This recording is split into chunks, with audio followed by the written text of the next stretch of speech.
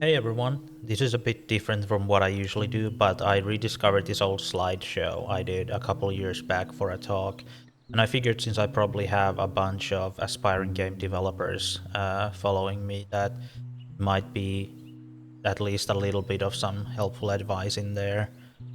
I'm gonna go through this whole thing like very lightly edited, since I don't want to spend a whole lot of time whenever I make YouTube videos, just because I feel like that kind of thing can very easily get in the way of like actually making games. Hopefully, even if you don't agree, because this isn't like authoritative, I'm just a guy who's still working on his first commercial game.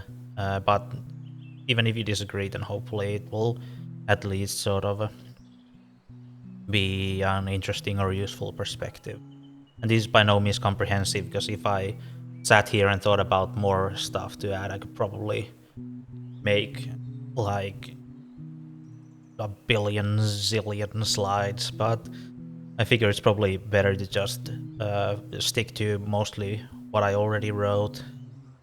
I did make some changes and additions, and mostly I marked those in blue text just so, because I like that kind of preservation, I guess. Well, let's get started. So first of all, since some people might be watching this who don't already know me, I'm the lead developer of a game called ULTRAKILL. It started as just basically me with a couple of friends doing 3D models, but since then it has sort of grown into a small team of people working on it full time. As the Steam page, and I guess probably an old trailer, but if you don't know what the game is, it should be pretty easy to look for it and find out. So I'm just gonna skip through the rest here. Then the obvious question is, why should you care what I have to say? Well, one thing is ULTRAKILL is pretty well liked from what I can gather. At the time of making this slideshow, it was at 99% positive reviews with 14,000 reviews, and since then, over the years, it has gotten to 97% positive with 140,000 reviews. So hopefully that at least gives you some confidence in what I might have to say about some things. And I think it's a pretty cool game, personally. But also, more importantly, I hang around with a lot of other game developers who also make good games, and plenty who make games much better than I do, but I've learned a lot from them as well over the years. And do you really have anything better to do? I mean, you saw the length of the video when you clicked on this. I think we both know what you signed up for. But just a quick TLDR history of the game's development. I started working on it around February 2018. The sort of start of it is a bit hazy, because I may have had a friend do like the revolver model a bit earlier, but and we can't actually look at the files to confirm the age, because it was built on a previous abandoned project, so the files are older than the actual game itself. But just for simplicity, we usually consider the 1st of February to be the sort of beginning of ULTRAKILL's development, because that's the earliest confirmed day I know I was working on it, and I'm pretty sure I made that first video about ULTRAKILL on my YouTube channel on the actual first day of development. An important thing that I wanted to add to right here is I started uploading videos about it on YouTube pretty much, like I said, the day that I started working on it, because I know there's definitely a lot of people out there who are, I would say, hesitant about showing like early working progress stuff. But I feel like it's very difficult, or rather it's very easy to lose sight of the fact that like just how much as an indie game developer, just how much of an uphill battle you're fighting to get your game noticed. So it really is just like something that you want to start on like as soon as possible to possibly get some eyes on it gradually. Because what happened with this process is essentially I started sort of very slowly gathering some kind of slow audience as I was making the game, and then by the time that the game was actually good enough to show to people, I already had like a very small follower base that could then help spread the word around a bit. Because you can't just like push your game out of the void into general knowledge unless you have some amazing marketing trick up your sleeve, and I highly doubt that. Yeah, like I mentioned earlier, it was basically just me, and I would occasionally ask for 3D models and art from friends when I needed them because I'm not really very good at drawing or making 3D models myself. Um, I really started pushing it in the like communities that I was in around like June 2019 because I feel like that was around the point where it started to look good enough that like people might be interested in it. So by communities, I mean things like discords and forums. Because this was back when forums were still a thing, or at least when I was still on forums. I feel like I might have a bunch of people watching this who were born recently enough that Discord is all they know, but we used to have a bunch of forums before before Discord became the end all be all community. But I started getting around this time. I started getting an interest from experienced artists thanks to the game showing promise. So essentially, like for an example, Sam joined, I think, around this time, maybe a bit later. I think it was at the start of Limbo, and we were both in the same anime community, and so that's how we got in touch because I knew he was a 3D modeler and he saw my game there and stuff like that. And sort of the big thing here is specifically that the game had gotten to the point where it actually, like I said, showed promise, and that it actually seemed like it might be a game that I might be able to make. Because anyone can say that they're gonna make whatever kind of game. I even years and years ago, I even got roped into a couple game projects as like a composer by people who were just like, I want to make a game. Not that they were making the game yet, but that they wanted to make the game. And then they got a bunch of people in, and then everyone pretty soon realized that the guy leading the project didn't actually have any relevant skills. And then the whole thing fell apart very quickly. It's a very common thing you'll hear a bunch of stories about, and that's why it's very important that you actually are able to make your game into a state where like people can and trust that you're actually able to make the game instead of just saying that you want to make this and that. A bit later, I released a public demo in August 2019 on itch.io, which sort of started really getting traction through word of mouth, because seeing ULTRAKILL is one thing, but like actually playing it, I think, sells the game a lot better than just pictures or videos or whatever. And that's what demos are really, really good at, is sort of getting people to actually experience a slice of the game and then hopefully having them share that around and talk about it and get their friends to play it and stuff like that. Because ULTRAKILL basically has had, at least up until New Blood got involved, has had like zero marketing budget, and it was basically just very gradual build up through word of mouth, and even through early access it has continued to be the sort of main way for exposure, and marketing for the game is just people really liking it and wanting to tell other people about it.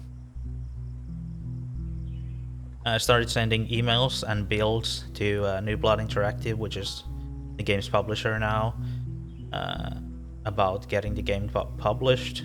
This was back when they were still sort of acting more like a publisher. Nowadays they're more of like a developer collective, and rather than really publishing like third-party games, it's mostly just like picking like promising developers up, and then alongside them also picking their games up, which would then be developed in this sort of community.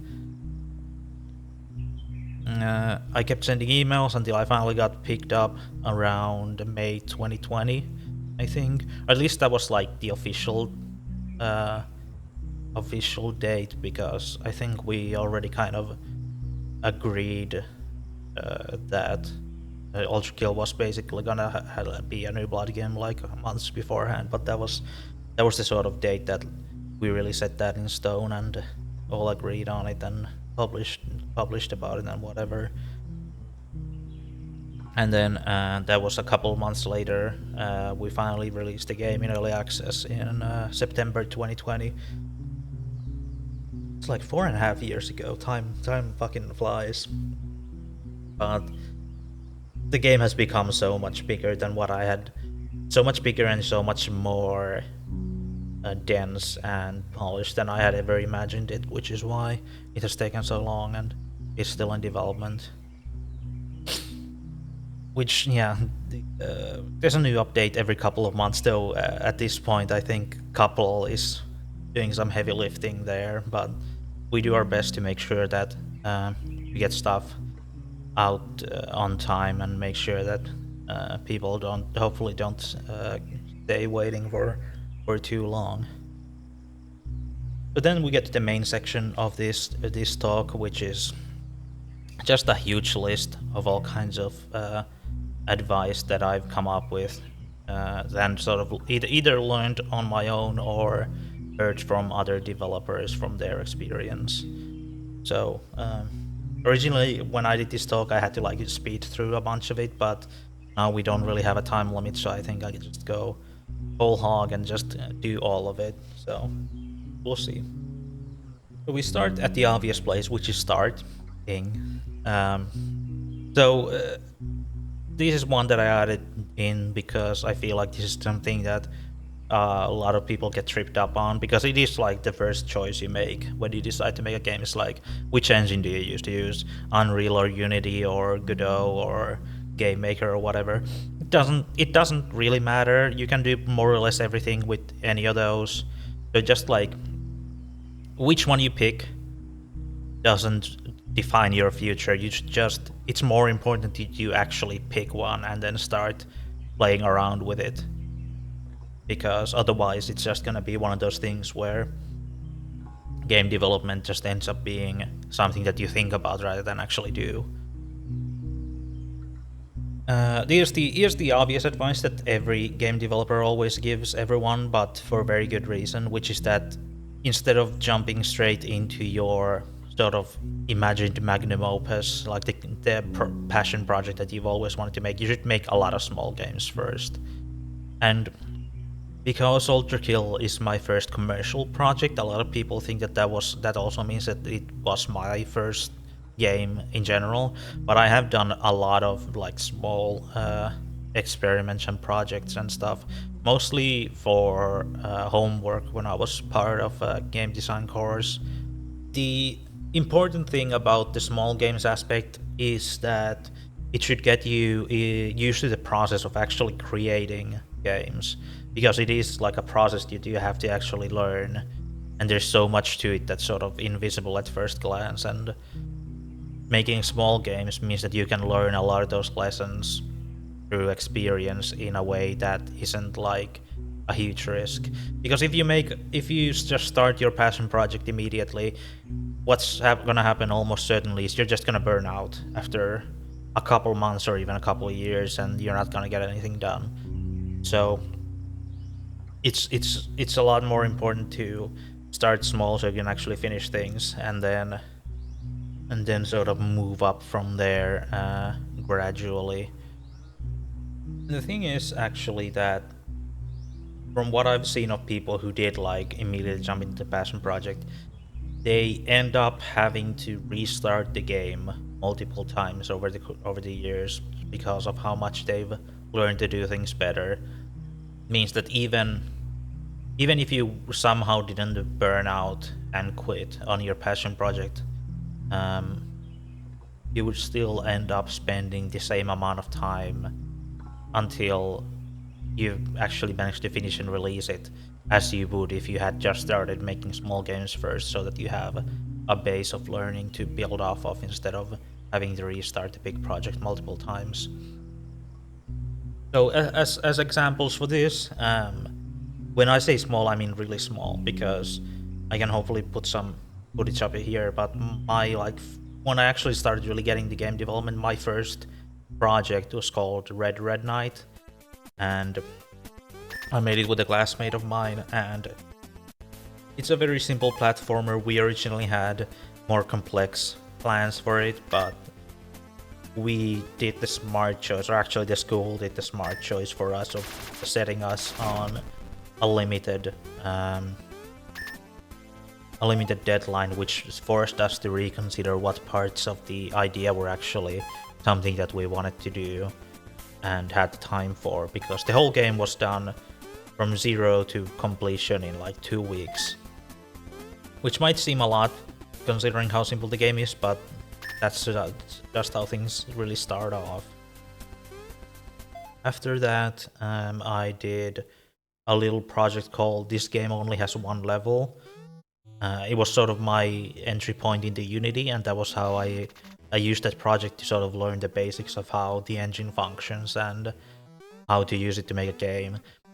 And it's even simpler than Red Knight, but because of the knowledge I had learned by making that, I managed to make This Game Only Has One Level in 5 days, I think.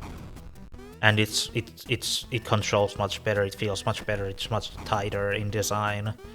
So it's that's the sort of iterative process that you get from making small games first. And I do really want to emphasize that the best way to do this is to set like strict deadlines of like, okay, your first game is 2 weeks, the next game is 1 week, the game after that is a month or something, because that then forces you to like make sure that the game doesn't get scope creep, and instead that you just stick to what is the most fundamental essence of getting the game to function and getting it to hopefully be fun, and most importantly getting it done. After those, I still did a bunch of other projects here and there, but I feel like that sort of already gets the point across, so we can move on. The one thing you should probably, I guess it really depends on the developer, but my personal advice, or at least from my personal experience, it's better to avoid going completely solo if possible. Because there's definitely a lot of people who benefit from that kind of thing, but you really underestimate how much work actually goes into a game, and you will be absolutely exhausted by having to take all of it on your own.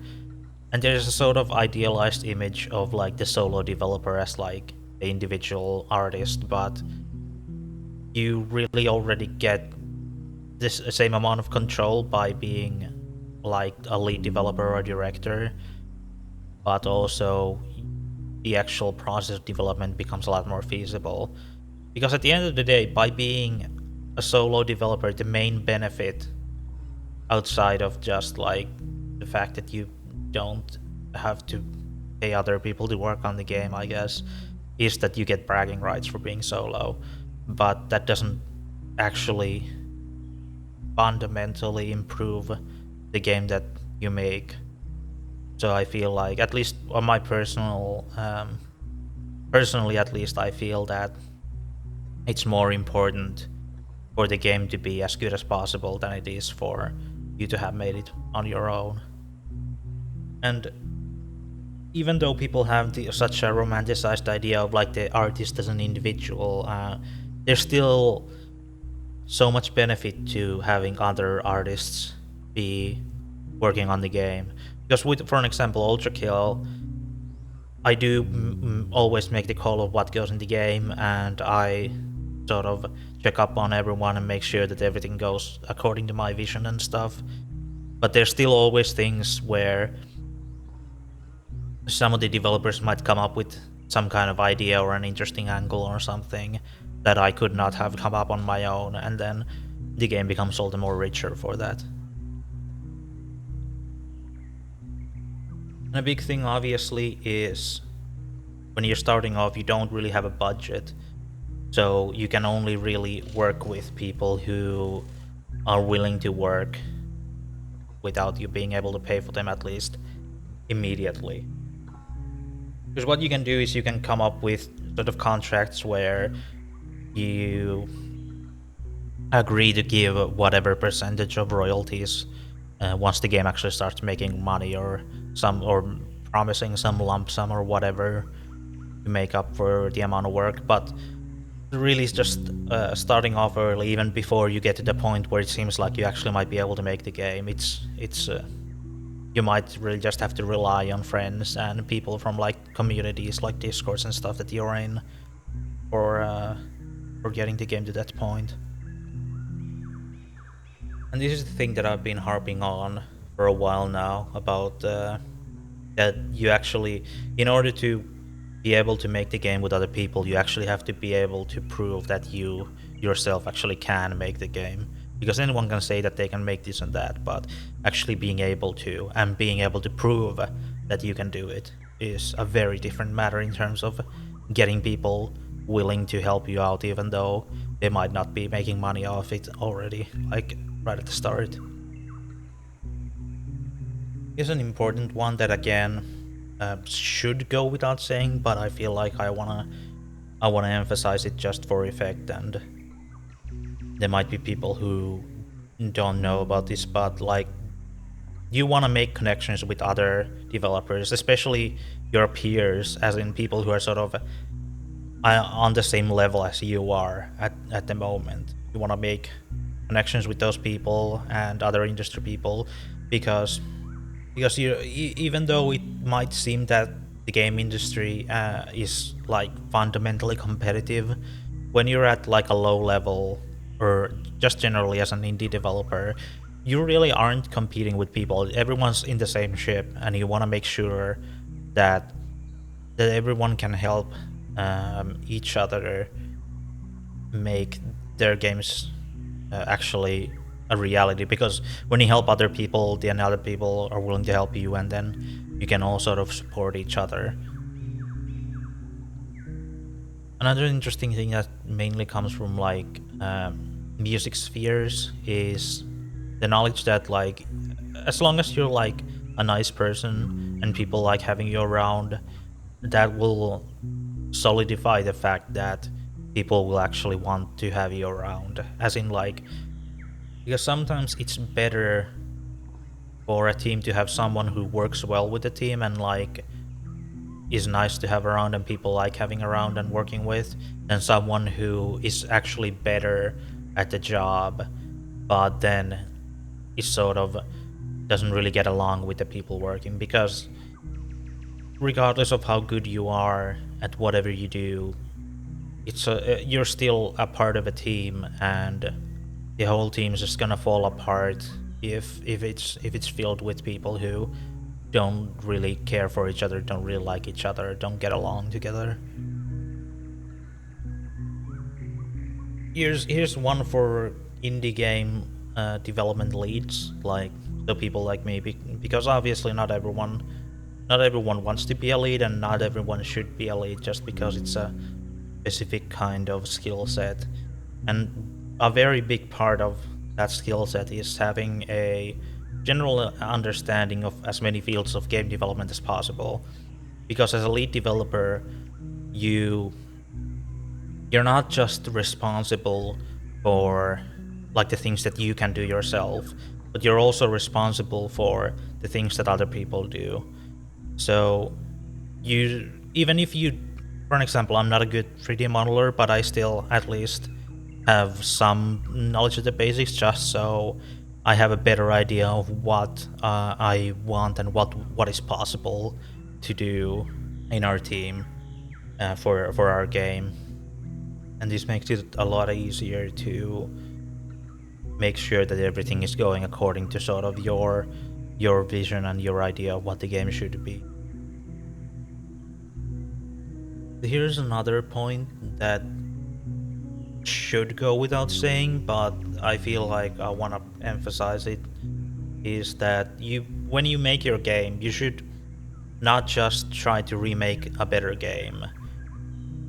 when you're working on something like a small project, that like the kind of thing that you're only gonna share to your friends or whatever, it doesn't really matter. But once you start making a commercial game, then you start to run into the problem, because even outside of like obvious aspects of like, oh, it's not very original, it's just a ripoff or whatever. The big problem is just that it's extremely unlikely that you would be able to make a better version of the game that was so good that it inspired you to make a game in the first place. Even if you base your game off a different game that you really like, if you don't differentiate it enough, if you don't give it its own twist, some kind of unique hook that would make people think like, oh, this I want to play this because it has like this original idea, or like this is what makes it different from this other game. Because if it's not meaningfully different from a better game, then people are just gonna play the better game, the game that's already been established, that already has respect and popularity and whatever. Here's a really big one that's surprisingly easy to miss, which is that when you initially plan your game, you'll want to plan it in a way where it'll be easy to tell what the game is just by seeing it, because this is by far the number one thing that'll help you market your game. For an example, with ULTRAKILL, if you see just a random screenshot of the game, like obviously there's exceptions, but just a random normal screenshot of the game, you'll see, this is okay, it's first person because you can see your gun. It has a gun, so it's a shooting game. It has like pixelated graphics, so people sort of in the know about this will be like, oh, okay, it's probably gonna be very fast paced, like those retro shooters are. You're gonna be avoiding projectiles, and you're gonna have a huge arsenal or whatever. It's all these like basic things like that, but then the really big thing is that whenever we do like screenshots, we always try to make sure that we have the style meter on screen, because you take all of those things that anyone can tell by just looking at the game, then you see that there's like a big combo UI overlay, and then it immediately makes you like click in your head, like, oh, I see what's going on here. That sounds interesting. Like, I wonder how that works. I wonder if that, it immediately gets your brain sort of whirling with ideas of like, oh, okay, it's like, I wonder what it's like to play that. And then that might actually lead to them looking up more about it, or even them actually playing it. But most people's exposure to games nowadays is maybe seeing like a little clip somewhere on like Twitter or whatever, or TikTok or whatever, or just a screenshot, or like a little fragment of a streamer playing something. And if it's possible, if at all possible, it is extremely beneficial if you make sure that people can actually understand your game, and then maybe even want to play it based on that understanding, just by seeing like any random fragment of it.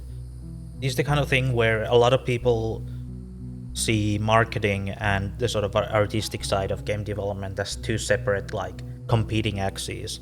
But it's really cases like these where you have to sort of pull both of those together in order to get the best possible result. And I'm not implying that you should like make a game based on what will make it sell, but it is absolutely a thing that you'll want to think about as you're making a game, of like how you might give it the best possible chances of actually getting people to play it. Because fundamentally, at the end of the day, marketing isn't just about selling your game, but it is about getting people to play it. And I think that's by far the most important thing for any game developer. Here's a bit of an interesting trick, or a catch, I guess, which is when you make a big game, so like a game that takes a year or two or more to make, what you have to keep in your mind is that you're not making the game for the market as it is right now. You actually have to think forward a year or two, because obviously I have the most knowledge in in the sort of retro throwback shooter category, genre, whatever, movement, whatever you want to call it. But that's an interesting example in that, because when Dusk came out, a lot of people were inspired to make their own retro FPS games, but because those games take a while to make, by the time some of those were done, it was no longer enough that a game is just a retro shooter for it to like be noticed. Because by that point that those games were done, there were already more than enough retro shooters on the market that you really needed to have your own spin on it, or your own gimmick or novelty or own look or whatever. Just something specific that makes it pop out, because it was no longer enough to just be the baseline. And that's something where ULTRAKILL really lucked out, in that I wasn't aware of the whole retro shooter movement starting up. I was just like, I wanted to make a sort of character action FPS. And the reason I chose to do retro graphics is just because it makes the development a lot more feasible with a small team, or with a small budget or no budget. And because I just like really always had a love for how PlayStation 1 games looked. So because I was accidentally able to be ahead of the curve in that way, I was sort of able to get a foothold before the genre really like blew up with all the games trying to compete inside it. And this is one of those things that you can never really get like consistently right, but it is something that you want to at least keep in mind as like something to strive for. And well, that took a lot longer than I was hoping for, but we're still just starting, so this will take a while, and I'm gonna add like chapters to the video so that it'll be easier to jump back in and watch this in segments instead of trying to do it all in one go. After starting comes the making. Something that never even crossed my mind when I initially started making games was that fun is a thing that actually has to be designed into a game. Because when I initially started making games, I was just thinking about like what would be interesting. Like, oh, this would be an interesting idea, or this would be an interesting mechanic that could lead to some interesting experiences. But that doesn't inherently make it fun. You have to actually think about how things become fun, what makes things fun, and you have to keep that as like the forefront thing in your mind as you make a game or make a mechanic or whatever. This is another piece of advice everyone gives for a very good reason, which is that when you make a game, you absolutely have to focus on the primary gameplay loop first. Some people call this the core gameplay loop, but basically what this means is that the primary gameplay loop is essentially the thing that people will be doing for 90% of your game. So for an example, in ULTRAKILL, the primary gameplay loop is you walk into a room, enemies spawn in, you shoot the enemies while trying to avoid getting yourself killed, and then you move on to the next arena. And that's the primary gameplay loop. And the thing about why you need to focus on this is because if you can make the primary gameplay loop by itself fun and entertaining and interesting, that means that your game is already 90% entertaining, fun, and interesting. Because the loop takes up the grand majority of your game, you need to get that right to make sure that the grand majority of your game is good. While this might seem like an obvious bit of advice, I've definitely seen a lot of people who approach a game idea with like a gimmick first, or like a sort of idea. For an example, a lot of like people get into like story-based games with the idea of like the story is the primary pull, and the gameplay is just like a thing that you have to make it a game. But the gameplay is essentially just filler to make sure that you get to the story, which is the interesting part. And the problem with this, while you can pull it off if the story is just really, really interesting, the problem with that is that that means that 90% of your game is filler, and that is an extremely hard thing to be able to get right and actually keep people engaged. With really the best story-based games, like something like an extreme example, Disco Elysium, they cut, if the gameplay isn't that important, they cut it down to the absolute minimum. You can probably, if you take a bit to imagine, you can probably think of what it might be like for Disco Elysium to, on top of its writing and the basic gameplay that it has to support the writing, if it had some kind of combat system. So that anytime you enter an area or before you get to talk to a person or whatever, you have to do a little combat encounter. And like initially that might seem like a fun novelty, but because the gameplay itself isn't the focus, that's gonna be really tiring and really annoying, and it's gonna get really old really fast. And that's essentially a really long tangent just to say that like you can't think of the thing that the player does for 90% of your game as something filler, because then your game is almost entirely just filler. So you either make sure that the gameplay loop itself is entertaining and fun and people want to do that, or you cut it down to the absolute bare minimum so that they can enjoy the other aspects of the game that are more important. A really good example of how I focused on this with ULTRAKILL is that for like the first, I think maybe even a full year of development, the game only had the first level, because I would just keep using that first level to make sure that the actual fundamental core of the game was fun enough and interesting enough and entertaining enough to support the game.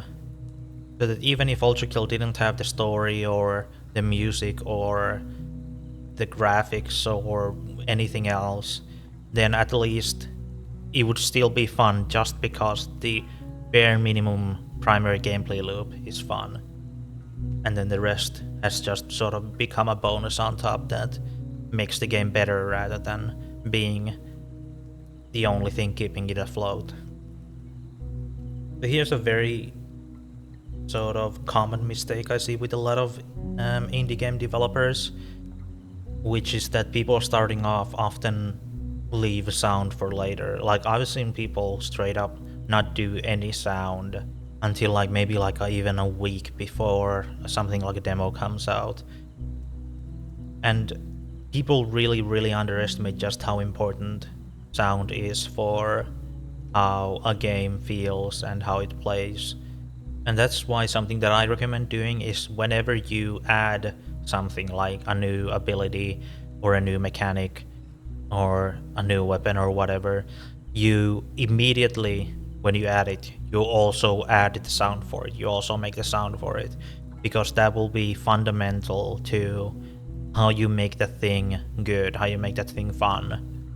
I think someone at some point, somewhere, it's a very useful source, I know, but said that 70% of how a game feels is the sound. And I think I agree with that, in that like it's easy to focus on visual things like effects and screen shake and whatever, and that's all very useful, but the actual sound itself is the thing that most sells the sort of juice, the impact. And this also means that you get to focus on using sound as a way of delivering information to the player. Because if you don't have sound when you're initially making the game and then you just add it later, then you can't, for example, experience how sound like enemy cues affect the gameplay. And you don't really have the time to establish that properly if you just leave sound for later. And it is fundamentally important to the gameplay and to make sure that the gameplay feels good and is fun.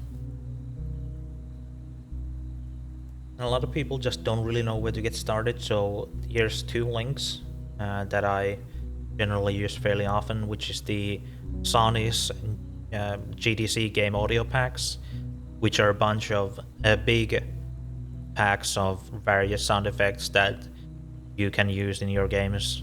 That's a really useful there's jumping off point where you can either edit the sounds to fit your game better, or you can just use them as is.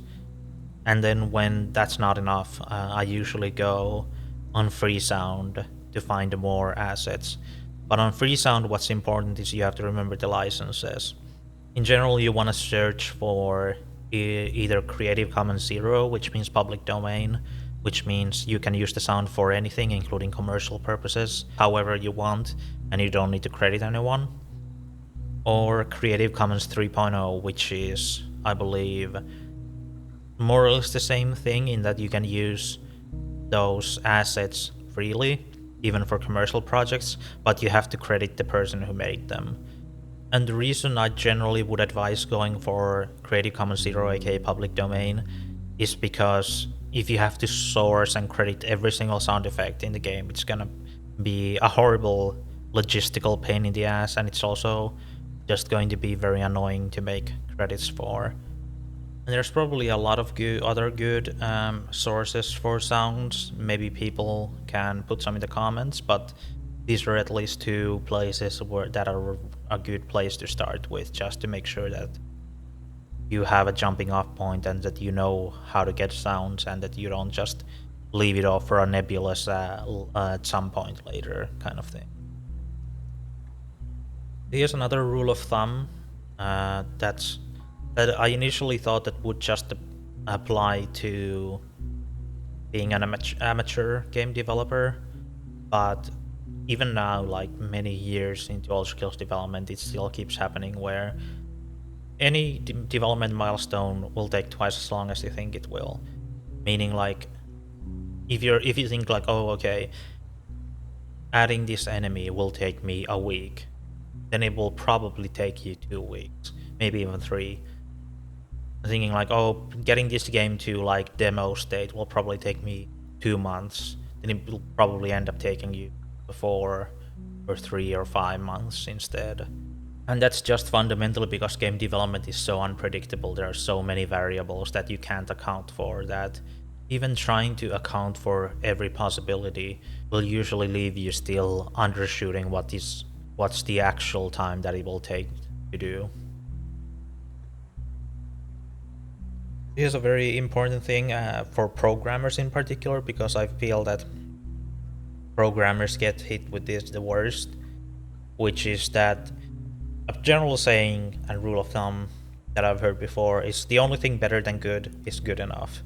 Essentially, if you get stuck in trying to make things quote unquote the proper way, or you get stuck on making sure that something is as good as it can be, you'll often end up spending so much time on very minimal improvements, or even possibly things that are detrimental to the actual game, than you would if you just did a an okay implementation and left it at that.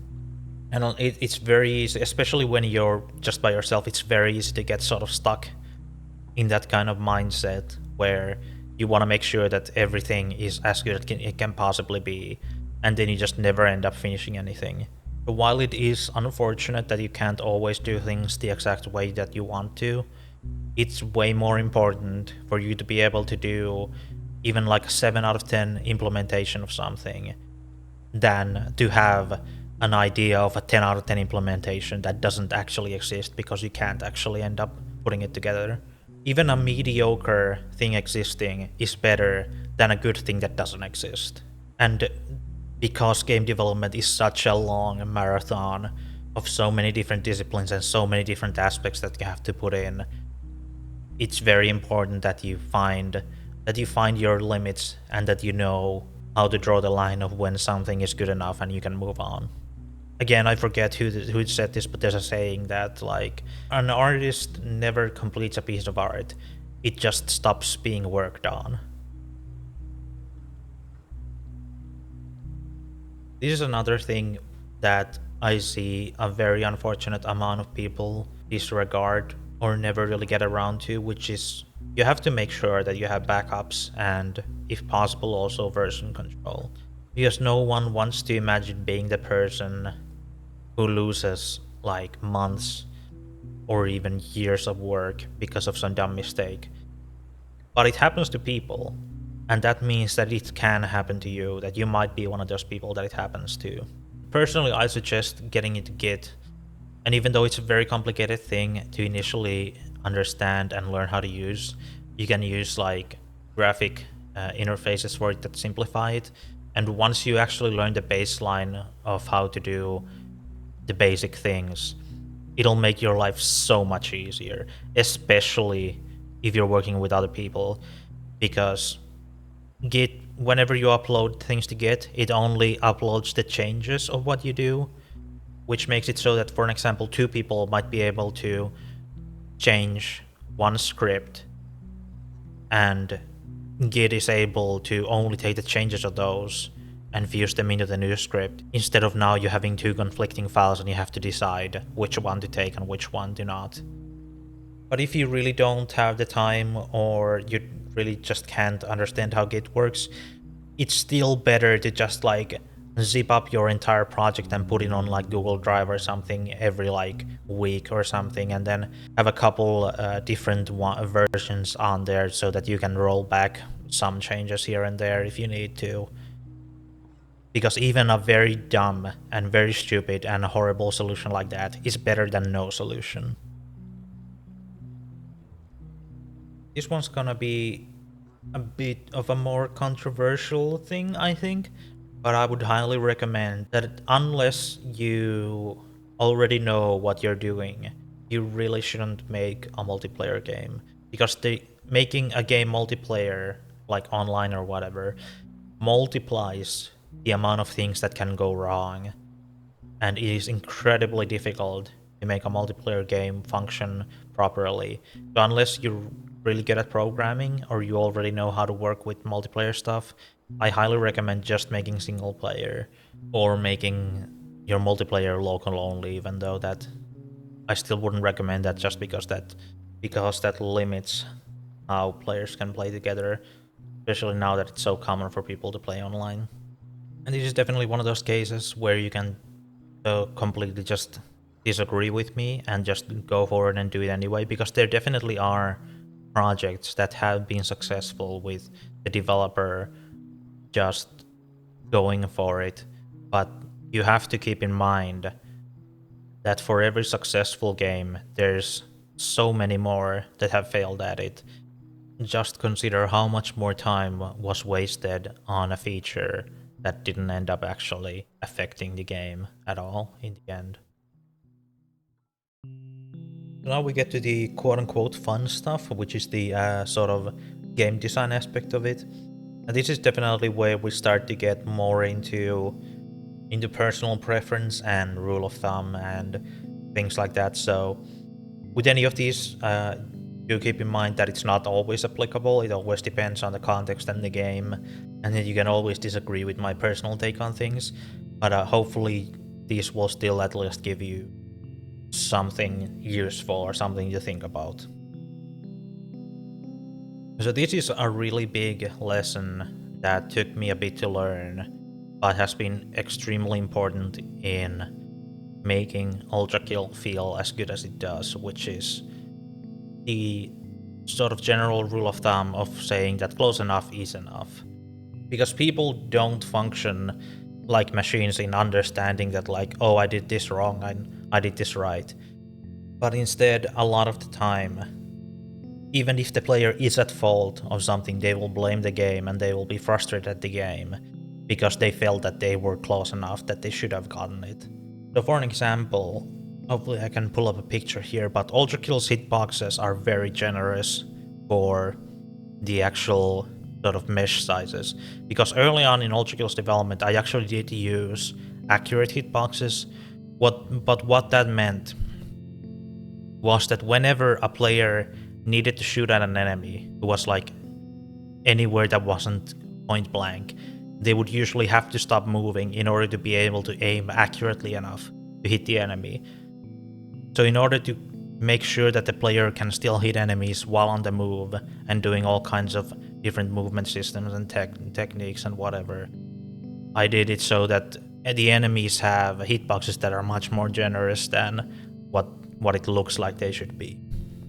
While this may seem like cheating to some people, personally I consider it more like that if the player makes the correct choice and takes the correct path of action, then getting fairly close is still good enough, because otherwise, instead of being a game about how you prioritize enemies and which techniques you use to take care of them and how to handle space and how to handle crowds and things like that, ULTRAKILL would primarily be a game about accuracy. And to me, at least, that's just the least interesting part of an FPS, is you have to be accurate about clicking on the enemy, because to me it's just so much more interesting for the player to think about like how they take care of an enemy instead of just are they able to take the simple course of action that would allow them to take care of the enemy at all. This is a sort of useful rule of thumb, at least in my opinion, for making levels or areas or whatever division of environments you use for your game, which is that a general goal in your mind should be to try to have every level or area have one memorable thing about them. So for an example, you might think like, if someone says like, oh I'm stuck on this level, and then someone else is like, what level is that? Then the other person should be able to go like, oh, it's the level with the big light beams, and there's like 2 floors, and then there's the boss with the big sword. And then the other person goes like, okay, that's that level, then I know this and that. And it's not just important in terms of communication, but also in that the length of a game, in how long and fulfilling a game feels, is very much dependent on the density of moments. At least that's what I generally call it. Which is that ULTRAKILL is a lot shorter than a lot of other FPS games, but because it has such a large density of moments and memorable things, it can feel so much more fulfilling than a lot of other campaigns. And another benefit of this is it just makes replaying a lot more fun, because whenever you enter a level and you've already played it before, you can go like, oh yeah, this is this level, I remember this level. And then that sort of pushes you forward a little bit more, because hopefully you're excited to play that level, though it's also possible that the thing that you remember is a thing that you didn't like. But even that, I feel like, is more beneficial than just a level that does not stick in your mind at all.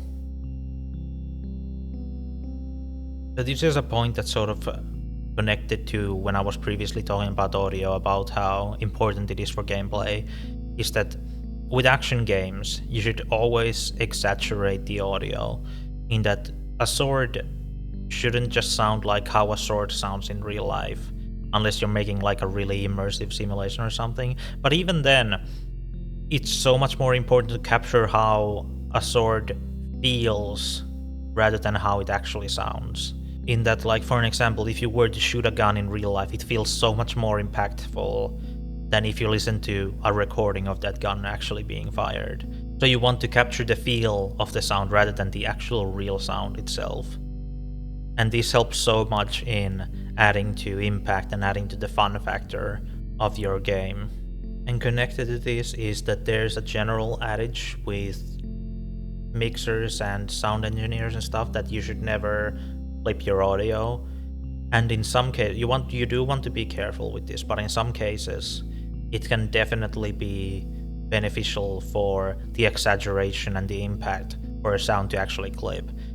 And for an example, ULTRAKILL clips a lot because all the sound is so exaggerated, but that's still done with my experience from making music for like many years before making games. So it's not just haphazard of like everything is maxed out, but also that the sounds are specifically designed to that while they're loud and impactful, that they aren't too abrasive unless the situation calls for it. Because if you just max out all the sound, then it's just going to be unpleasant in the ears. You actually, when you make exaggerated, over the top clipping sounds, you also have to actually think about sort of ear exhaustion, making sure that the player actually wants to keep hearing those sounds. This is another thing where I feel like a lot of people might disagree with me, and that's fine. But personally, a rule of thumb that I follow is that it's best to guide the player towards the most fun way to play, but still leave room for player expression. And this is a very fundamental push and pull of game design, of like how much you want to guide the player's hand to make sure that they are playing in a fun way. Because if you don't push players to play in a fun way, most players will actually look for the most efficient way instead of the most fun way, and they can make the game really boring for themselves. And while to some extent obviously that's the player's fault, we still want to make sure that most players don't end up doing that. So you want to be able to guide the player, but you still want to leave enough room that the player can make their own choices about how they approach each situation. So for an example, in ULTRAKILL, you can always just use one gun that you really like. You can always just use the shotgun, but because of the way the style system works, it pushes players to experiment and use more of their arsenal in a way that doesn't force them to, so that the player can still have their own way of playing and their own way of expressing their personality in the gameplay itself. Because I'm sure that everyone has at least one game that they've played where it felt like they were just following through the motions and didn't actually have any input on their own. And it feels more like you're playing a puzzle game than an action game, which can sometimes be beneficial, but I think in most cases you definitely want to leave enough room for the player to actually be able to find their own playstyle. And connected to that is this other idea that you should always give, well, not always, but generally you should look to give more than one way of solving each problem.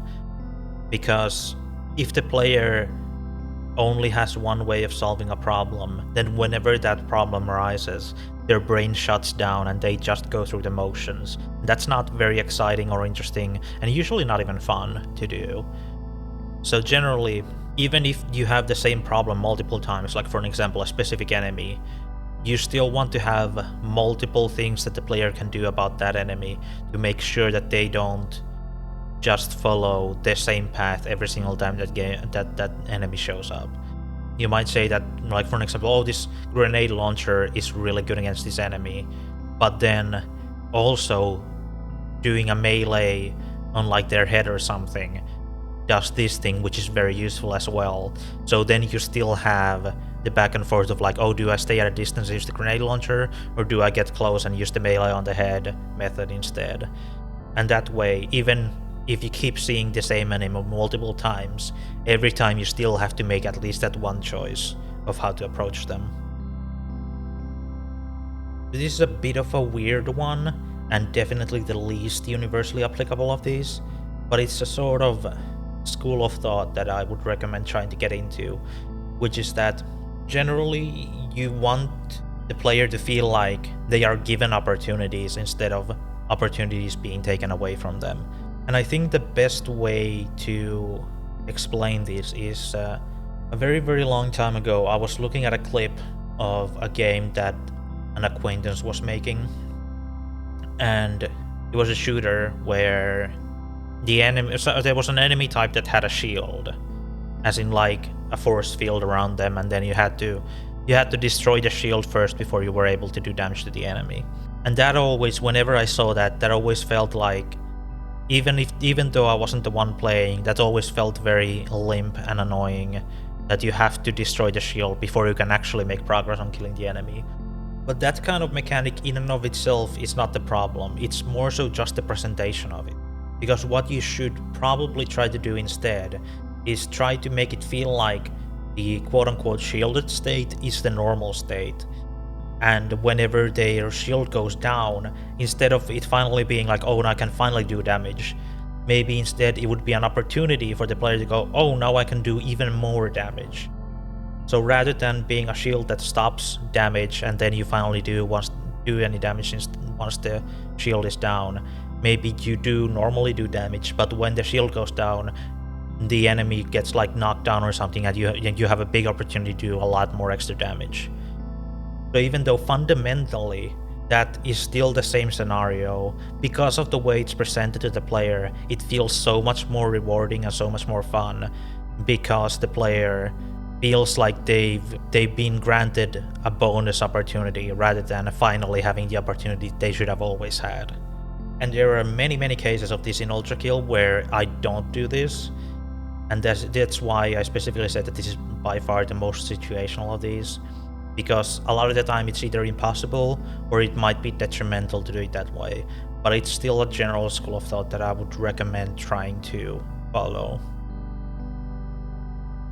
Here's a more universal one, which is that player input should be responded to as instantly as possible. And this is, of course, as with all these rules of thumb, this is not completely universally applicable, because with games like a Dark Souls or something where the slowness is part of the strategy, you might not want to follow this. But with most action games, as soon as the player presses the button, they should get some kind of feedback that they did it. A really interesting example of this being done both right and wrong is Crash Bandicoot 2 and its remake version in the Insane trilogy.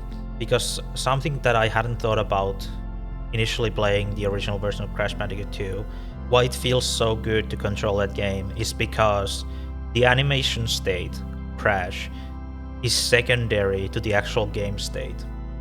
And what I mean by that is that when you press crouch, the game considers you crouched immediately as soon as you press the button, even if Crash is still in a different animation and hasn't actually started crouching yet. And the contrast to this is that the Insane trilogy has at least specific instances where this is not followed, in that there are cases like, for an example, coming in from a jump so that you do a little landing animation, and if you want to do a high jump immediately, which is to crouch and then jump, you actually have to wait for Crash to finish the landing animation before they start the crouching animation and then become considered crouched. So this would often lead to misinputs where I was trying to do a high jump and instead I was just getting a normal jump, and it took me a while to understand why that was happening and why that made the gameplay feel so much more unresponsive. And this was something I wanted to follow in ULTRAKILL right from the start, which is why, for an example, when you punch with the feedbacker, the actual impact of the punch happens as soon as possible, before the punch animation has actually had the player's fist reach the target.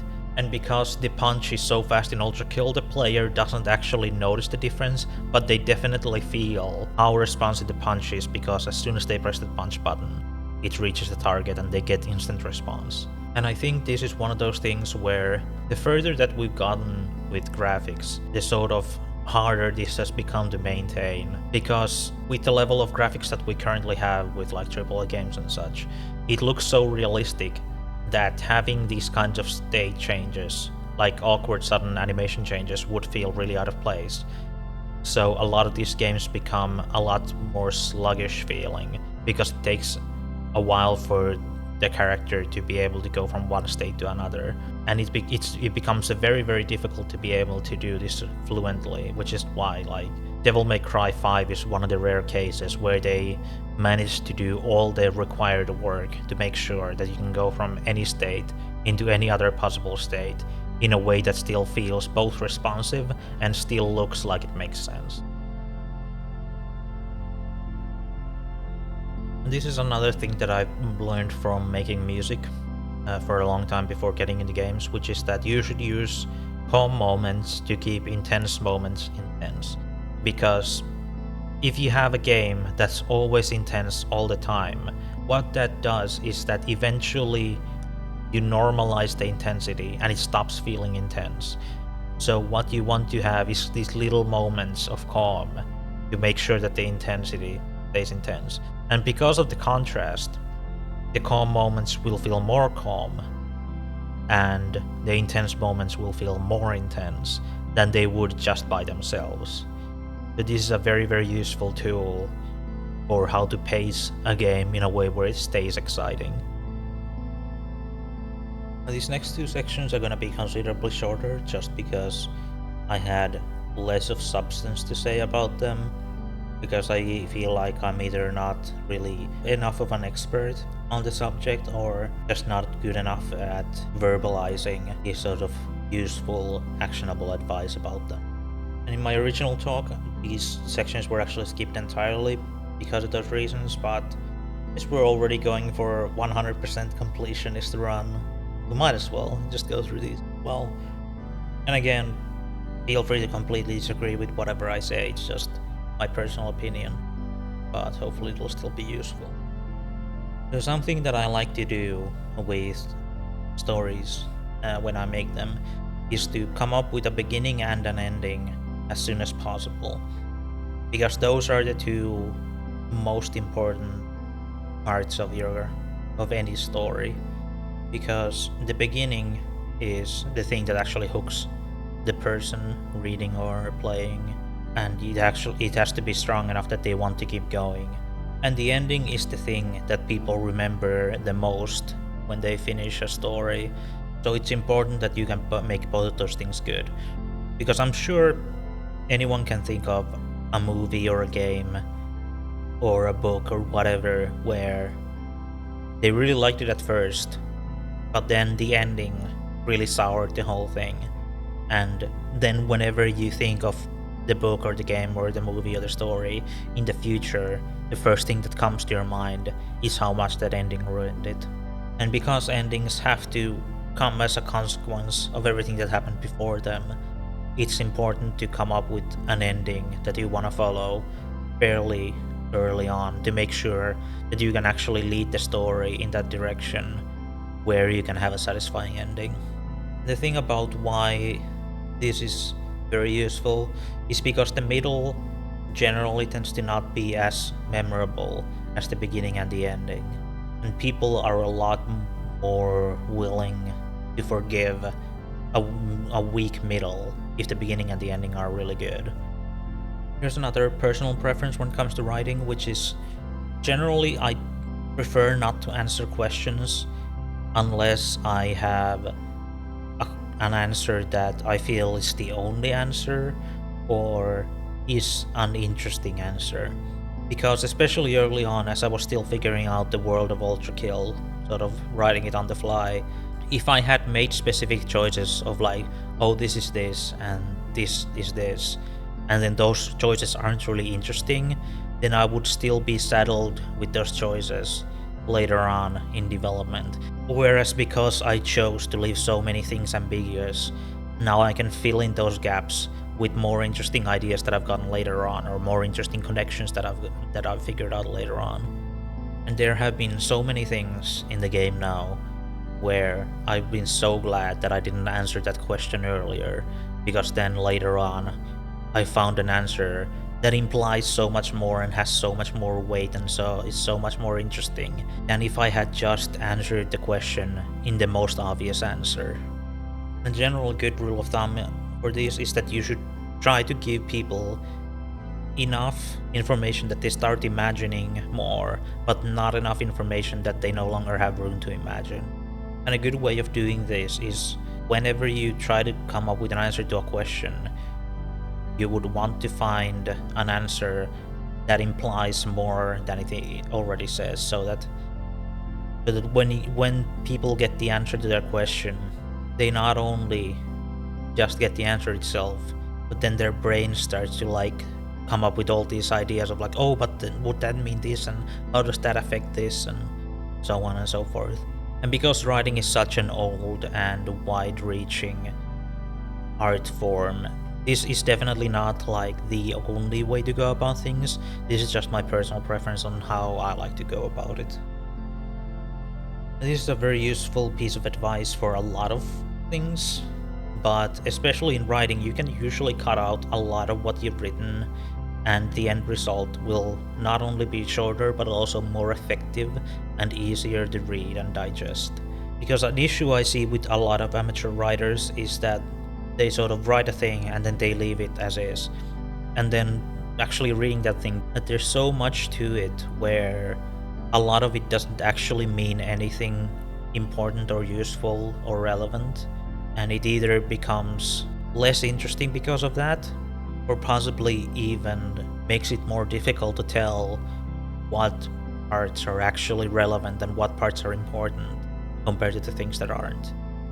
And this is something we follow very much with dialogue and the sort of books in ULTRAKILL, where we try to keep it to just the most interesting or most evocative or most relevant aspects and cut out the filler that's in like the original drafts. And sometimes this isn't necessary, but you sort of get more of a gut feel for what parts are actually good to keep and what aren't as you get better at doing this. This should go without saying, but I feel like I definitely see more than a few people fail on this, which is most people won't care about your story until they have an emotional attachment to it. And what I mean by this is that if you front load your story with a lot of explanation, then most people will just not take any of that in because they don't really care about the story yet, until they get to a point where they have a character or an idea that interests them, and then they start paying attention. An interesting example of this is actually the original Dune novel, because even though that series is so well known for its extensive world building, instead of starting with like some grand explanation of the world, what it starts with is an intense personal moment with the protagonist Paul, and so that sort of gets you invested into the story right away before it starts to give you all this other information. And that's a part of why it's such an effective and engaging story. So after writing, we get to composing, and even though a lot of people might consider me an expert in this matter, I actually don't really have all that much useful to say about it. But here's a couple pointers anyway. Now, even though I'm a big fan of the use of repetition in music, especially experimental genres like classical minimalism and post-rock and drone and genres like that, with games you usually want to avoid repetition in the music because the songs themselves already have to loop in the game, which means that if the song is already repetitive and then the song itself repeats, then it's going to become so much more overbearing with its repetition than it has to be or is any use for it to be. And this is something I had to learn very early on with ULTRAKILL, because most of my music from before I made ULTRAKILL is very much based on repetition of ideas and motifs, whereas with ULTRAKILL I have to make sure that I don't repeat any idea for too long before moving on to the next one, because the song itself will actually loop, and then those sections therefore will also loop in a way where they'll be more satisfying because I didn't overplay them. Now this is more so for when you're composing for other people's games, but what you want to do is ask for examples on what they have in mind, because when someone just says like, oh, I want like an intense track here, like I want a really heavy track here, a lot of the time when they say those things, they might mean a different thing than what you imagine those words mean. So what you want to do is ask for examples, preferably multiple, of what kind of thing they had in mind, and then sort of take from those examples the common elements that you find in them, and then take those as your basis for what you aim for. And you obviously want to make sure that you don't just copy the examples, or you get into the problem of like movie temp music where you're essentially just remaking other people's music, and it's not only bordering on plagiarism, but also it's just not very creatively satisfying or very interesting to anyone who actually hears it.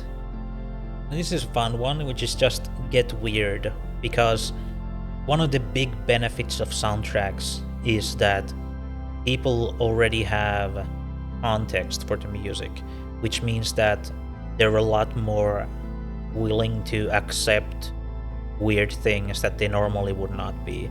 Because if you take an example like something like Silent Hill, most people who say that that game has an amazing soundtrack would not want to listen to that kind of music outside of that soundtrack. Like, most people aren't fans of like noise music, but if they hear noise within the context of the game or the movie or whatever, they have enough context that it can bypass their initial defenses of like whether they like it or not, because they already have an emotional engagement to it, which allows for so much more experimentation and so much more interesting stuff. And it's really those kinds of things that stick with people in soundtracks, where you take actual risks and make weird choices and interesting choices instead of just going with what seems like the obvious pick. And this leads to the next point, which is that good music can do all the heavy lifting for a game, in that even if you're not engaged in the characters in the story, if the music is really good, it can sort of bring out that emotional engagement that then makes you care about the moment. And really great music can give you so much more attention than you would have otherwise gotten. Because for an example, even though obviously Undertale is a fantastic game, I feel like it would not have gotten nearly as much attention if not for how amazing the music is. Because then you can have people get into the game through the music. Well, like for an example, hearing it in some video, or just looking for music to listen to and finding that, and then finding the game through that.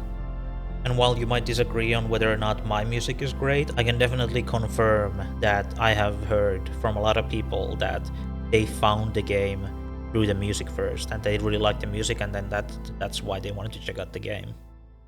But so now we get to the iterating part, because so much of development is just building on something to make sure that it's solid. So something that I do with ULTRAKILL, which obviously makes the development take longer, is that I play the game a lot. In that, when I initially boot up like Unity or whatever, I play through the level or whatever that I'm working on at the time. Then whenever I change anything, I play through the whole level. Whenever I take a break and it's been a while since I played it, I'll play it again before I start working on it again. Just things like that, because every one of those playthroughs will further solidify little things that might pop out to you as like things that need to be ironed out or fixed or improved on. Like for an example, while 01 was still the first level in the game, there's the big cylindrical room with the fan at the bottom, and then the very convoluted glass walkway. And while I was initially playing on that, one of the things I noticed is whenever I jumped to the door on the other side, I noticed I would always be very careful about how I approach it and how I land on it. And initially I had never really paid attention to this because it was such an automatic reaction. But because I noticed that I was doing that, then I started thinking, okay, why am I doing that? And it's because this door frame was sticking out a bit in a way that caused it so that if you jumped with too much force, you might sort of end up bouncing off it and maybe fall down. So then I had to edit that in a way to make sure that it's a lot easier to land on the platform without then getting bounced off by the door frame. And there's a lot of very, very small things like that you wouldn't think would matter all that much, but all those little things add up in making the game either feel polished and fluid or awkward and janky. Another thing is, you, as an artist in general, but also as a game developer, I would say especially as a game developer, you really have to learn how to take feedback properly and constructively. And this is because it's not the kind of thing that just comes to a person automatically. It is genuinely a skill you have to learn on how to parse feedback and how to make sure that you get the actually important things from that feedback. Because when someone suggests that you add something in the game, your initial reaction might be just to say, no, it's fine, it's good as it is, this is part of my vision or whatever. Which can be so detrimental, because there are so many things that are not initially part of your vision that can improve the game and get it actually closer to what you want it to be. But then also, you can't just like take every suggestion that people give you, because then it becomes a huge hodgepodge mess of so many disparate ideas that don't coalesce into anything meaningful.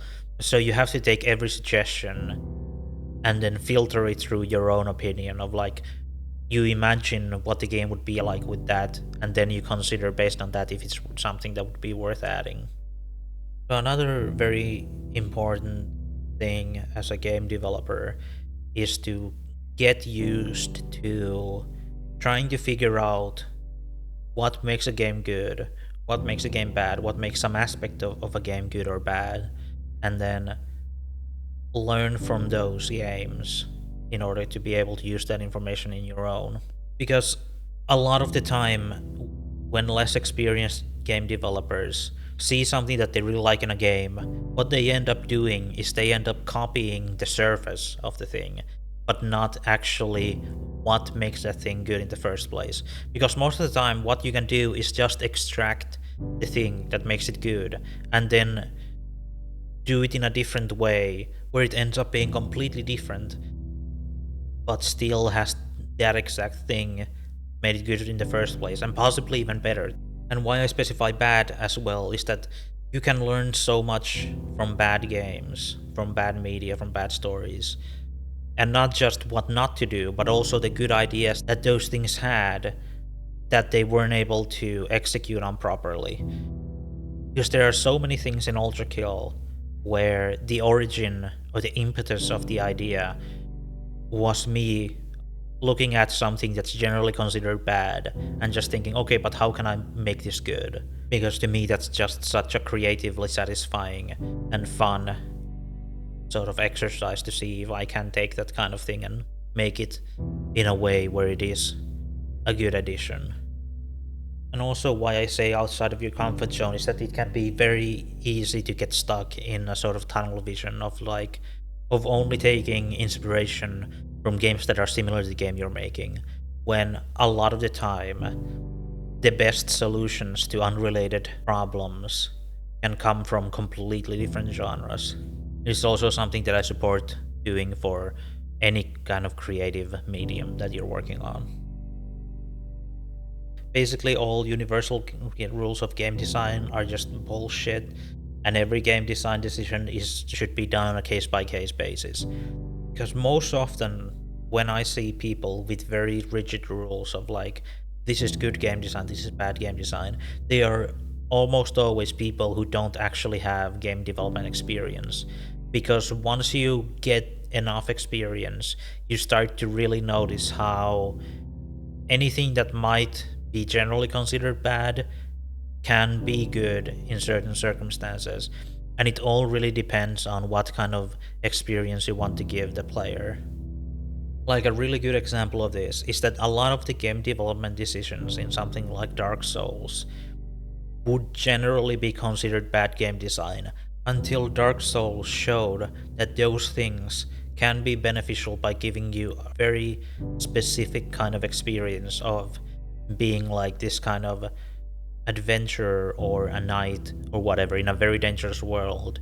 And all these things that might have been considered cheap or annoying or unresponsive instead become benefits because they help you get inserted into that world and feel that actual danger that your character is in. And that makes the experience so much more richer, as just proven by the fact of how influential that game ended up being with all these decisions that would have generally been considered bad before it then codified them. This is a very simple one, but generally, whenever you change something, like if there's an issue with some mechanic or there's some balance issue or something, you want to make sure that you don't go too far when you correct for it. Because if something is too strong, and then you do multiple things to make it not as strong, it is very easy to make it then too weak, and then you have to push it again in the other direction. Now this is another very common piece of advice, and for a very good reason. Because in order to see how a player might play your game, to see all these issues that they run into because they don't already know how everything works, you want to make sure that when you get someone to test your game, they record themselves without you actually being present. Because you being present adds a sort of pressure on the player where they might act differently than they would normally. And especially, you should not be talking to them as they are playing the game, because your instinct as the creator of the game is you already know how everything is done. You would try to give advice to the player and try to make sure that they can get through the game smoothly, rather than actually seeing how they play and then changing the game in a way to make sure that the experience is smoother. And this is extremely helpful in that it can make you notice so many things that you're completely blind to yourself. There's another very self-explanatory point, which is that as a lead developer, you want to have a very strong vision of what the game should be, but also know what isn't necessary for it. Because just because you imagine that a game has this or that doesn't mean that those things are actually necessary to what makes your vision of that game good. Because a lot of those things that you initially imagine that the game should have can actually be detrimental to what your real vision is. This is the last segment. I'm not really an expert on this, but I still wanted to give a couple pointers because this is the kind of thing that a lot of indie developers starting off overlook to their own detriment. So for marketing, you want to start as early as possible and you want to do it as often as possible. Again, as an example, when I first started working on ULTRAKILL, I started uploading videos about the game the day I started working on it. And that's to build up an audience, because as an indie developer, you have to recognize how much of an uphill battle you have to overcome to get people to actually notice your game. And that's why with marketing, with getting your game out there, you want to be able to find as many possibilities for getting your game out there and make sure that you use most of those. Because initially it will be very, very difficult to gain traction. But once you actually have some traction, as in you have a bunch of followers, it starts to become easier and easier to get more, because those people are already there to support you and spread the word and tell other people about you. So marketing is one of those things where the start of it will always be the most difficult, and that's why you want to start as soon as possible to make sure you can reach that point of actually having some kind of audience to support you. And like I said way back at the start, this is the kind of thing that people often see as being antithetical to the sort of artistic side, where marketing is sort of the opposite of the artistic side of game development, and so you sort of have this fundamental distrust of marketing, but you really have to be able to do both in order to get people to actually play your game and get people to experience the things you have made. And a big question for when you do marketing is, how do you get people to follow you? As in, once people are interested in your game, how can you reach them again? And that's... Personally, I chose YouTube because I felt that a lot of people don't have most social medias, but pretty much everyone uses YouTube. So if you can get someone to see your YouTube videos, there's a very high likelihood that they could subscribe or just get more of your videos in their recommendations later on. As the game started to sort of look better and more interesting, I also started a Twitter so that I could get another sort of source for people to find out about the game and to follow it, as well as a Discord for getting people sort of into the community and interacting with each other, and having a place where it's easy to interact with them and find out about anything related to the game. Gaming communities tend to be good places on where to sort of share your game. Not specifically game development communities, though those can definitely be useful, but what you generally want to reach is people who play games rather than just people who make them. And while I'm not an expert on Discords in general, I'm not in very many of them. I feel like a lot of general game communities or communities around specific games will often have a place where you can share your own game development progress and things like that. And that's the kind of thing where, even though initially you only have the audience of a couple people on the Discord, that can be the kind of thing that can really help get the train rolling, so to speak. Now, if you don't know how to do marketing in general, what you'll want to do is look at other similar indie games and similarly scoped and small indie games. Like for example, when I was trying to figure out how to use Twitter for marketing the game, what I would do is I would look up like the common hashtags that people use for sharing their small indie games, and look at what kinds of posts the most successful ones made, and then sort of try to pick out like the general things that make for good tweets about the game. And this applies to YouTube and whatever. You just have to make sure that when you look at other successful small indie games, you actually look at small indie games and not like smash hits, because those aren't really useful points of comparison for you. Now, if you want a publisher for your game, make sure it's a good one. Nowadays, you don't really need a publisher. A really good publisher can be extremely helpful, like New Blood has been extremely helpful for me, but a bad publisher can absolutely destroy your game and make sure you never see a penny of it. If you start to get into the talks with a publisher, you should look up the other developers who either are working with them or have worked with them in the past, and sort of get their thoughts on what kind of publisher it is. Now, this is a very, very important point, because it was sort of the number one thing that really managed to get ULTRAKILL to take off, which was that a good demo can be really useful nowadays. There was a weird period of time where I think some AAA developers said that demos are detrimental to game sales, and a lot of people just took that as like a general fact. But then I think over the years people have realized that only applies to some games, especially and more often AAA games than indie games. Because for indie games, a good demo can help sell your game so much more than just seeing screenshots or videos of it. Because usually indie games aren't sold by their graphics or their presentation, but instead by the actual experience of playing them.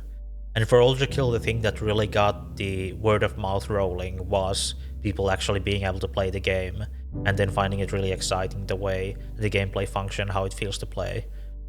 So while a demo isn't a magic bullet that will market your game for you, especially now that it has become so much more common for indies to make demos, it is absolutely the kind of thing that will be beneficial to most games, even if just to get some feedback on how the game actually plays, like earlier on. Now, YouTubers and streamers aren't quite the sort of marketing powerhouse they used to be, or at least it feels like they aren't anymore. They are still probably one of the best outlets for getting your game noticed by more people. And in particular, what you really want to aim for is for specialized YouTubers and streamers. And what I mean by this is channels that have a particular audience or a focus. For example, if you're making an FPS game, then rather than trying to get a really huge streamer like Markiplier or whatever to play your game, what you actually want to focus on is people who mainly stream or make videos about FPS games. Because most of the people who follow those really big streamers and YouTubers are mainly just there for the streamers and YouTubers, whereas people who focus on a specific kind of thing, they have a much larger section of their audience who are mainly just interested in that thing, and you have a much higher chance of actually reaching your target audience. Another thing that's kind of anecdotal, but I feel like has very few downsides, is you should set up your Steam page pretty early. Not like as soon as you start working on your game, but as soon as your game gets to the point where the screenshots don't just look like dev environments. You want to get to the point where you can set up a Steam page, because as soon as you have a Steam page, you can start getting wish lists. And even though initially you're not gonna be getting many, each individual one of those will matter. And even if a person wishlists your game now, and it comes out years in the future, they will still be notified that the game came out because they had it on their wish list. And that's why it's so important to be able to start building up wish lists as soon as possible. And this sort of I was already bringing up earlier, but it's a very good idea to have some kind of place for your community to gather and stay active. Nowadays, this is almost certainly gonna be a Discord server. Back in the day, you would have things like forums and such, but I think nowadays internet communities have been sort of monopolized by Discord. And another thing is that you want to make sure that it stays healthy.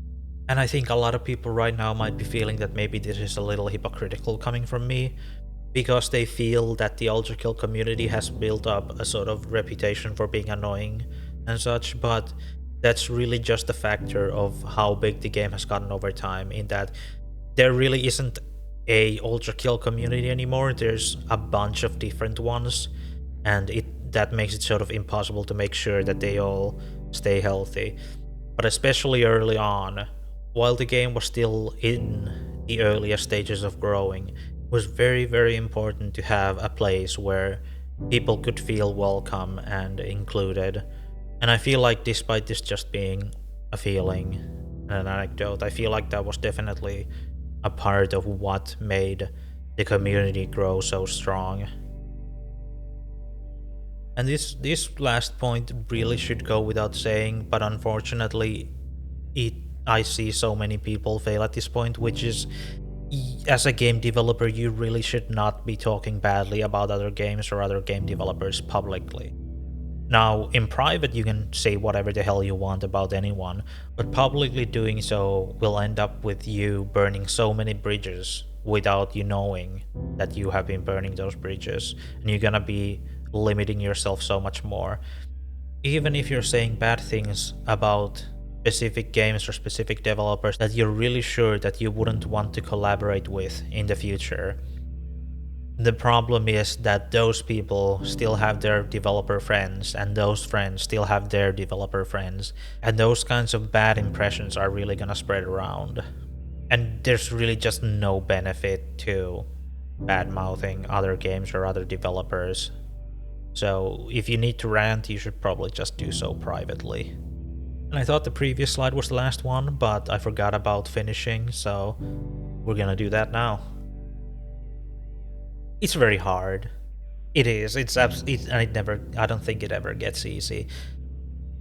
I think Dave Oshray specifically said that the last 10% of making a game will be the hardest.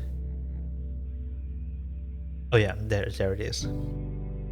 Another thing that I learned from him is that once you're done with the game, you really want to be able to go back and do a once-over to make sure that the game is consistent, to patch up any holes that might have come up from the years of working on your game. Now, this doesn't necessarily need to be after everything is done. For an example, this is what the ULTRAKILL revamp update was. The team going back and making sure that the entire game feels cohesive and consistent, and using any previous missed opportunities to fill it up more with intent and content. Now, when I wrote this slideshow, early access was in a much shakier place, in that it wasn't really as generally accepted as it is now. But regardless, early access can be extremely helpful for small development teams, because when you're still just a group of like a couple guys working on a game, you probably don't have a very big budget. Being able to get some income already will help a lot in making the development sustainable, and getting that kind of feedback while the game is still in development is invaluable. And just having confirmation of whether or not the game is a good idea in the first place can help make sure that you don't waste years of your life on a project that was doomed from the start. And the very last point is, if you're making a commercial game, make sure you understand how to handle taxes, because if you get to a point where you release your game and then you don't know how to handle your taxes, you can really get fucked over on this. Luckily it didn't happen for me, but you'll definitely want to look into either how you can do it yourself most effectively, or if you can get an accounting office to do it for you. And that's it. It was a very long and rambly video, but hopefully it was still at least of some use to you, regardless of if you're a game developer or not. And thanks for sticking through the whole thing. It is probably not the kind of thing I will do very often, or maybe at all ever again. But I'm glad that I was able to share this with more people than it was originally spoken to. I might answer some questions in the comments, but don't hold me on that because I'm just not really a very talkative guy in that kind of scenario. But if there are any interesting questions or like easy to answer questions that I haven't answered yet, then I might. But there might still be other people who might have some helpful insight on whatever you might be curious about. But that's it. Okay, bye.